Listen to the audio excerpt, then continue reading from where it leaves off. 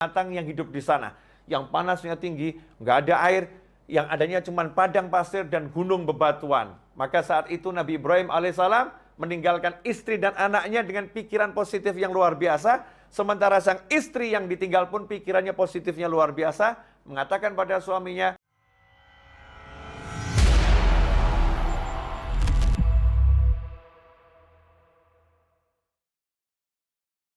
Bismillahirrahmanirrahim. Assalamualaikum warahmatullahi wabarakatuh. Innal hamdalillah na'maduhu wa nasta'inuhu wa nastaghfiruhu wa na'udzu billah min sururi anfusina wa min sayyiati a'malina. Man yahdihillahu fala mudilla lahu wa man yudlil fala hadiya lahu. Ashhadu an la ilaha illallah wahdahu la syarika lah wa ashhadu anna Muhammadan abduhu wa rasuluh wa ala alihi wa ashabi ajma'in wa ba'du. Saudara onlineku yang berbahagia dan dirahmati Allah subhanahu wa ta'ala, alhamdulillah kita dapat berjumpa kembali di channel yang insya Allah barokah ini. Insya Allah kita semua senantiasa diberikan kesehatan, keberkahan umur panjang, serta senantiasa mendapatkan taufik dan hidayah dari Allah subhanahu wa ta'ala. Pada perjumpaan kali ini, marilah kita mengaji dan menuntut ilmu bersama Habib Nopel bin Muhammad Al-Idrus dengan tema yang berjudul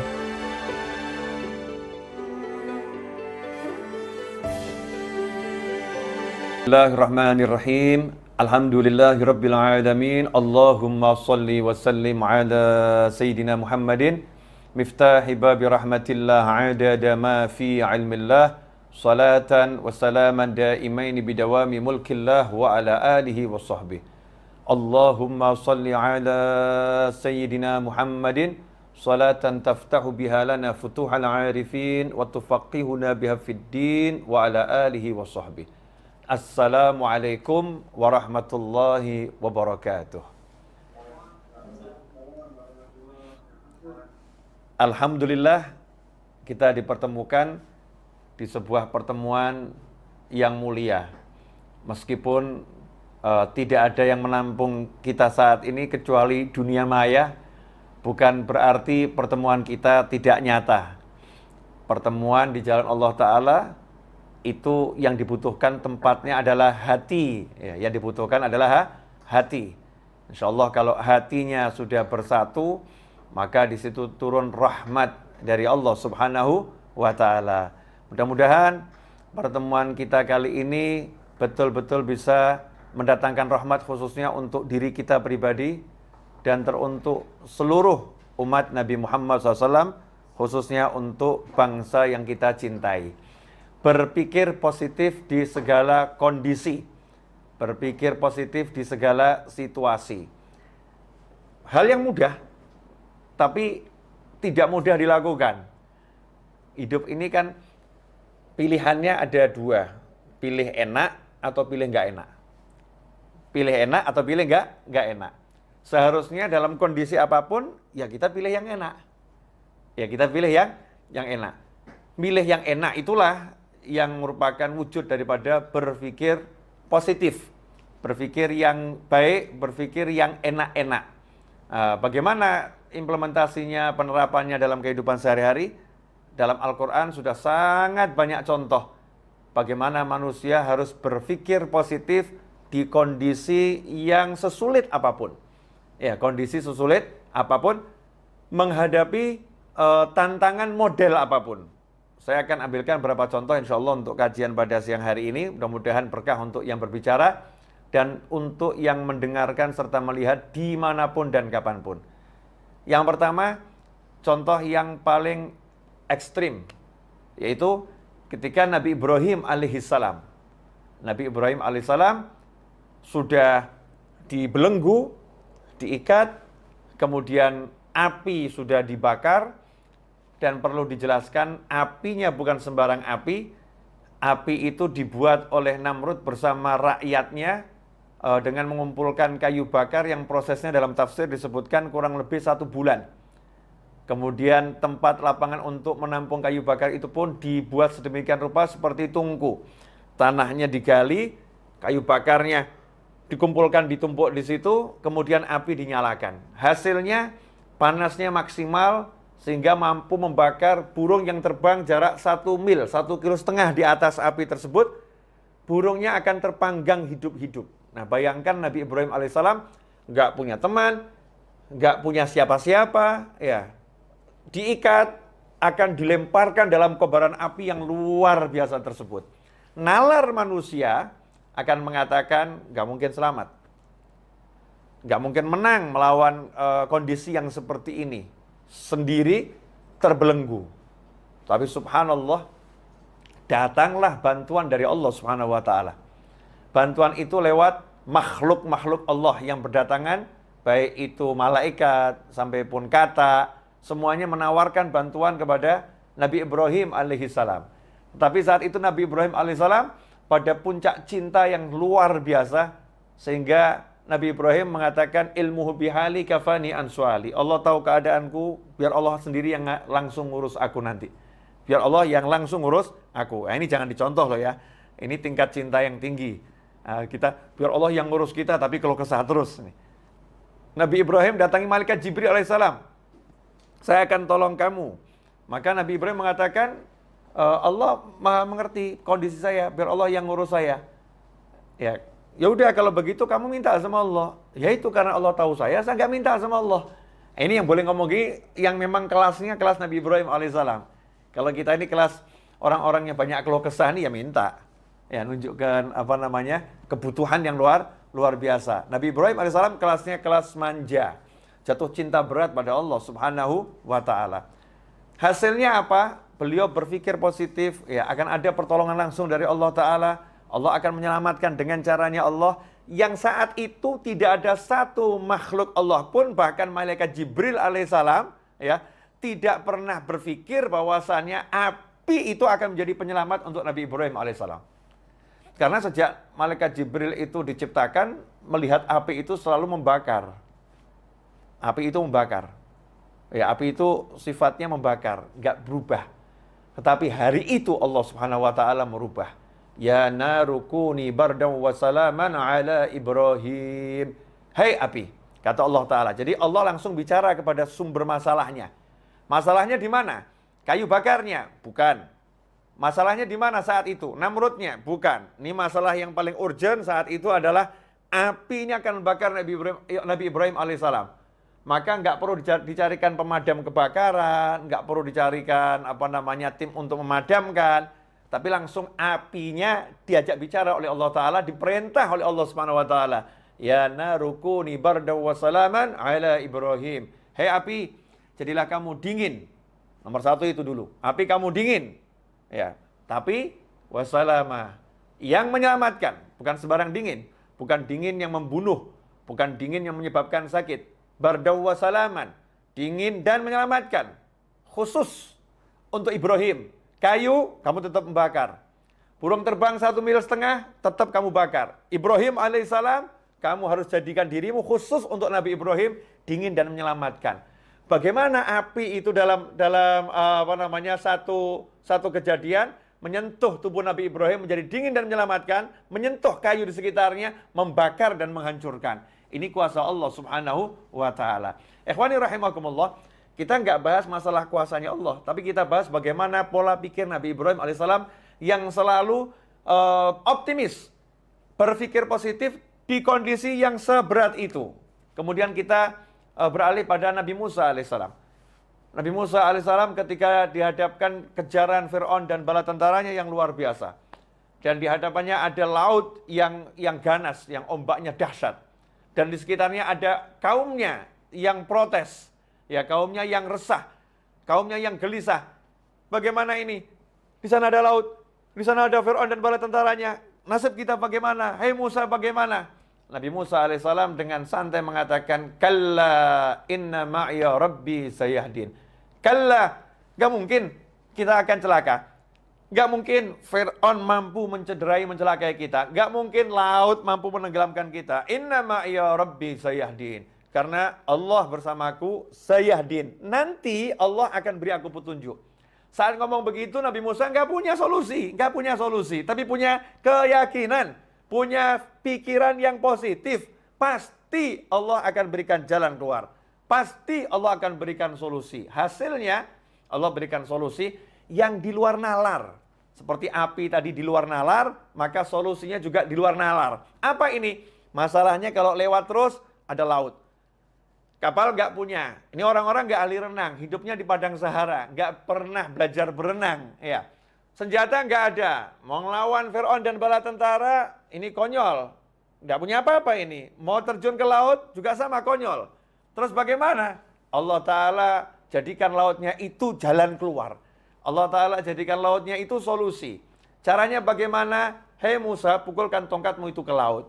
Kayu, biasa. Tapi di tangan orang yang beriman pada Allah Ta'ala, maka Allah perintahkan kepada laut ketika kena pukulan kayu, wahai laut, membelahlah engkau menjadi dua bagian. Subhanallah, begitu kena pukulan kayu, maka laut itu membelah menjadi tebing yang luar biasa. Nabi Musa dan kaumnya melewati tebing air laut yang luar biasa tanpa rasa takut. La khaufun alaihim wa lahum yahzanun. Allah turunkan kepada mereka rasa tenang, nyaman, berjalan. Padahal ini gemuruh air luar biasa, dibendung oleh Allah Subhanahu wa Ta'ala. Jalan melewati sampai ke tepian, kemudian Fir'aun dan bala tentaranya menyusul. Allah kemudian tenggelamkan laut itu kembali seperti semula, sehingga Fir'aun dan bala tentaranya tenggelam. Lagi-lagi berpikir positif. Di saat yang mustahil mendapatkan solusi, itu dilakukan oleh Nabi Musa alaihissalam. Kemudian kita melihat Nabi Yakub alaihissalam. Nabi Yakub alaihissalam yang udah dikasih tahu bahwasanya Nabi Yusuf alaihissalam sudah dibunuh oleh serigala, diterkam oleh serigala. Ini darahnya, ini pakaiannya. Nabi Yakub mengatakan nanti ya putraku akan dikembalikan semua kepadaku. Selalu yakin kalau Nabi Yusuf masih hidup. Jasadnya nggak ada, aku nggak ketemukan jasadnya. Berpikir positif, Nabi Yusuf masih hidup. Tentunya dilandasi dengan ilmu dari Allah Subhanahu wa Ta'ala. Hasilnya apa? Hasilnya betul dipertemukan dengan putranya Nabi Yusuf alaihissalam. Bahkan sudah menjadi seorang Perdana Menteri terpercaya di kerajaan Mesir yang punya kedudukan tinggi dan dicintai oleh masyarakat Mesir. Orang tuanya pun dimuliakan oleh Nabi Yusuf alaihissalam. Keluarganya pun dimuliakan oleh Nabi Yusuf alaihissalam. Setelah perjalanan panjang yang dibuang ke sumur, dijual sebagai budak, masuk ke penjara, akhirnya menjadi seorang yang luar biasa. Lagi-lagi Nabi Yusuf berpikir positif, ayahnya berpikir positif. Kemudian kalau kita lihat kepada Nabi Ismail alaihissalam beserta ibunya, dan Nabi Ibrahim alaihissalam ketika bersama keluarganya, saat Allah Subhanahu wa Ta'ala memerintahkan Nabi Ibrahim untuk membawa istri dan anaknya untuk memindahkan istri dan anaknya ini ke suatu dataran rendah yang nggak ada manusia ataupun binatang yang hidup di sana, yang panasnya tinggi, nggak ada air, yang adanya cuma padang pasir dan gunung bebatuan. Maka saat itu Nabi Ibrahim alaihissalam meninggalkan istri dan anaknya dengan pikiran positif yang luar biasa. Sementara sang istri yang ditinggal pun pikirannya positifnya luar biasa. Mengatakan pada suaminya, kalau Allah yang memerintahkan kamu untuk meninggalkan kami di sini, maka pulanglah dengan tenang, dengan nyaman, lanjutkan perjalananmu. Maka suaminya pulang ke istri yang lain. Ya, sementara istrinya bersama anak di padang Sahara yang mematikan saat itu. Nabi Ibrahim pun naik ke atas gunung, kemudian melihat ke arah istri dan anaknya, angkat tangan dengan doa yang diabadikan dalam Al-Quran, doa yang tidak logis, ya, doa yang nggak masuk akal, karena doa itu tak membutuhkan akal, doa itu membutuhkan iman, dan kalau udah bicara tentang iman, maka semua perbuatan Allah itu melampaui logika manusia manapun, melampaui logika siapapun, karena Allah berbuat dengan kehendaknya, dengan kemahamampuannya, dengan kemahabisaannya, bukan dengan asbab yang ada pada kita. Nabi Ibrahim mengerti itu, maka berdoa pada Allah Subhanahu wa Ta'ala, ya Allah, aku letakkan sebagian daripada anak keturunanku di suatu lembah yang tidak punya tanaman, nggak punya kehidupan di situ, ghairi dzara'in, nggak ada tanaman di sana. Ya Allah, agar mereka menjadi orang-orang nanti yang mendirikan sholat, mereka nanti akan tolong kirimkan kepada mereka buah-buahan dari segala penjuru, kirimkan kepada mereka manusia dari segala penjuru. Subhanallah, sudah tahu tempat ini tempat yang gersang, nggak ada kehidupan, tapi mengatakan liyuqimus shalah, agar nanti muncul manusia-manusia yang mendirikan sholat dari anak keturunan gue ini. Nabi Ibrahim meyakini Nabi Ismail nanti akan berkeluarga. Nabi Ismail akan punya anak. Nabi Ismail akan punya cucu. Sampai akhirnya punya cucu namanya Nabi Muhammad Sallallahu Alaihi Wasallam. Itu adalah husnudzan, prasangka baik, positive thinking yang dimiliki oleh Nabi Ibrahim alaihissalam sehingga bisa menghasilkan kehidupan di kota Mekah yang tadinya padang Sahara sampai menjadi kota yang luar biasa. Begitu pula istri Nabi Ibrahim, ibu Nabi Ismail alaihi wassalam. Ya, bagaimana ketika ditinggal oleh suaminya, kemudian berdua dengan anaknya. Saat itu sang anak menangis karena bekal telah habis. Air yang diminum gak ada, makanan gak ada. Bayi yang usianya baru 2 tahun ini menangis, kurang lebih 2 tahun menangis sejadi-jadinya. Maka sang ibu pun tidak berpikir negatif, berpikir positif. Cari tempat yang tinggi, dan tempat yang tinggi adalah Bukit Sofa dan Bukit Marwah. Kenapa cari tempat yang tinggi? Untuk melihat sekitar, ada nggak manusia yang bisa dimintai pertolongan. Siapa tahu ada musafir yang lewat, yang bisa dimintai pertolongan. Maka lari ke Bukit Sofa.